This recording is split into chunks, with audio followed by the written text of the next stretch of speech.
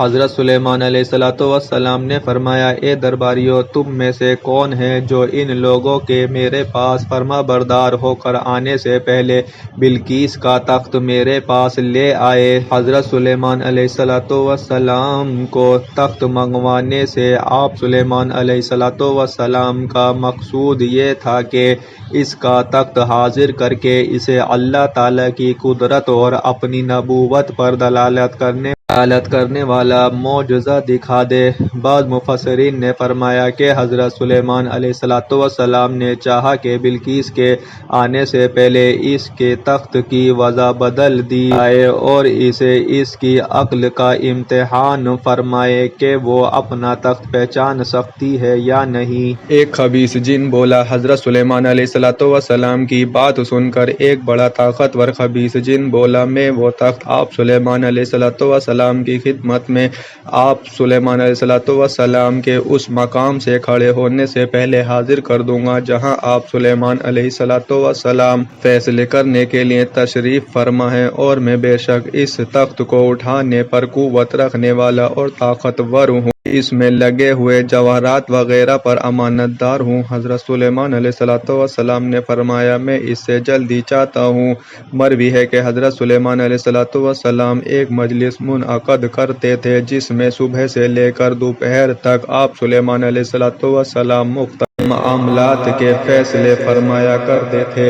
اس نے عرض کی، جس کے پاس کتاب کا علم تھا، کتاب کا علم رکھنے والے سے مراد حضرت سلیمان علیہ السلام کے وزیر حضرت آصف بن برخیہ رضی اللہ تعالیٰ عنہ ہیں۔ یہ اللہ تعالیٰ کے اسم اعظم جانتے تھے، چنانچہ ابو برکات عبداللہ بن احمد نصفی رحمۃ اللہ تعالیٰ علیہ فرماتے ہیں، یہی قول زیادہ صحیح ہے اور جمہور مفسرین کا اسی پر اتفاق ہے۔ میں اسے آپ سلیمان علیہ السلام کی بارگاہ میں آپ کے پلک جھپکنے سے پہلے لے آؤں گا۔ جب حضرت آصف بن برخیہ رضی اللہ تعالیٰ عنہ نے کہا، حضرت سلیمان علیہ السلام نے ان سے فرمایا، اگر تم نے ایسا کر لیا تو تم سب سے زیادہ جلدی اس تخت کو لانے والے ہوں گے۔ حضرت آصف بن برخیہ رضی اللہ تعالیٰ عنہ نے جب اسم اعظم کے ذریعے دعا مانگی تو اسی وقت تخت حضرت سلیمان علیہ السلام کے سامنے نمودار ہو گیا۔ اولیاء اکرام رحمۃ اللہ تعالیٰ علیہم سے کرامت ظاہر ہونے کا ثبوت اس آیت سے اولیاء اکرام رحمۃ اللہ تعالیٰ علیہم سے کرامات ظاہر ہونے کا بھی ثابت ہوتا ہے۔ حضرت علامہ یافی رحمۃ اللہ تعالیٰ علیہ فرماتے ہیں، اولیاء اکرام رحمۃ اللہ تعالیٰ علیہم سے کرامات کا اظہار ہونا عقلی طور پر ممکن اور نقلی دلائل سے ثابت ہے۔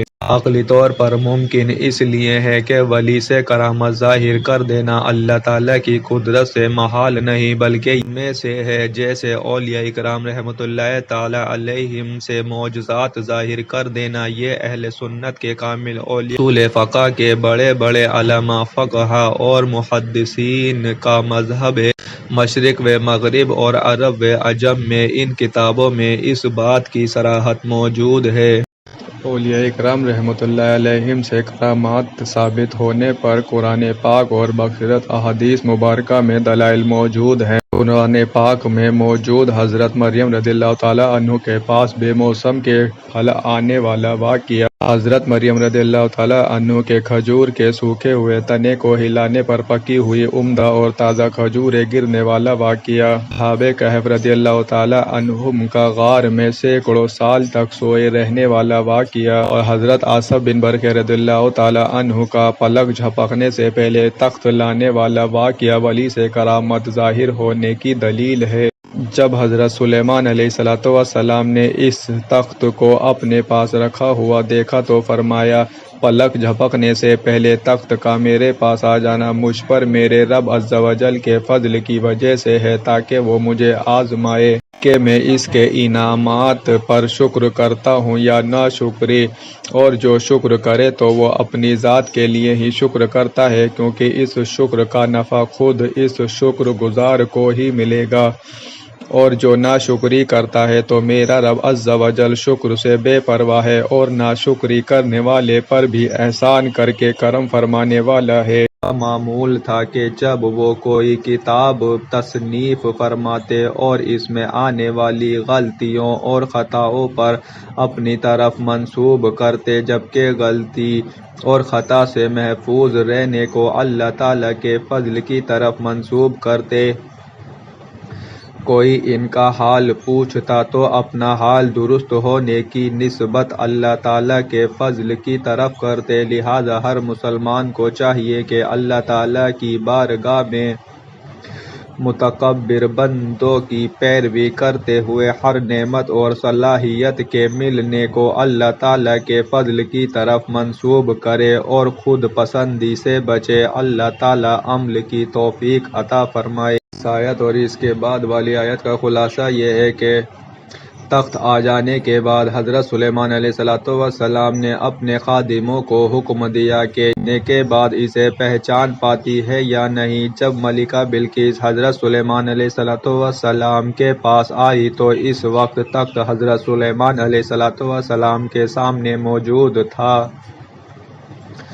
ملکہ سے کہا گیا، کیا تیرا تخت ایسا ہی ہے؟ اس نے جواب دیا، گویا یہ وہی ہے۔ اطاعت اور فرما برداری اختیار کی، یعنی بلقیس کو اللہ تعالیٰ کی عبادت کرنے اور اس کی وحدانیت کا اقرار کرنے سے یا اسلام قبول کرنے کی طرف سبقت کرنے سے سورج کی پوجا نے روک رکھا تھا۔ بلقیس کا تعلق اس قوم سے تھا جو سورج کی پجاری تھی، اور وہ چونکہ انہی میں پلی بڑھی تھی اس لیے اسے صرف سورج کی عبادت کرنا ہی آتا تھا۔ تخت میں تبدیلی کر کے ملکہ بلقیس کی عقل کا امتحان لینے کے بعد اس سے کہا گیا کہ تم صحن میں آ جاؤ۔ وہ صحن شفاف شیشے کا بنا ہوا تھا اور اس کے نیچے پانی جاری تھا جس میں مچھلیاں تیر رہی تھیں، اور اس صحن کی وسط میں حضرت سلیمان علیہ السلام کا تخت تھا جس پر آپ سلیمان علیہ السلام جلوہ افروز ہو چکے تھے۔ جب ملکہ نے اس صحن کو دیکھا تو وہ سمجھی کہ یہ گہرا پانی ہے۔ ملک اور حکومت اللہ تعالیٰ کی طرف سے ہے، اور ان عجائبات سے بلقیس نے اللہ تعالیٰ کی توحید اور حضرت سلیمان علیہ السلام کی نبوت پر استدلال کیا۔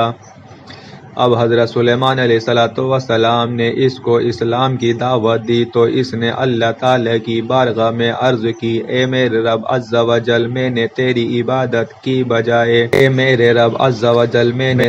عبادت کی بجائے سورج کی عبادت کر کے اپنی جان پر ظلم کیا، اور اب میں حضرت سلیمان علیہ السلام کے ساتھ اللہ عز و جل کے حضور گردن رکھتی ہوں جو سارے جہان کا رب ہے۔ چنانچہ ملکہ بلقیس نے اخلاص کے ساتھ اللہ تعالیٰ کی وحدانیت کا اقرار کر کے اسلام قبول کر لی۔ ایسے یہ سمجھنا بھی مقصود ہو سکتا ہے کہ اشیاء جیسے نظر آئے حقیقت میں ویسے ہونا ضروری نہیں۔ لہذا سورج کی پوجا کو ملکہ بلقیس جسے درست سمجھتی آ رہی تھی وہ حقیقت میں ویسی درست نہیں بلکہ مکمل طور پر خلاف حقیقت و خلاف حق تھی۔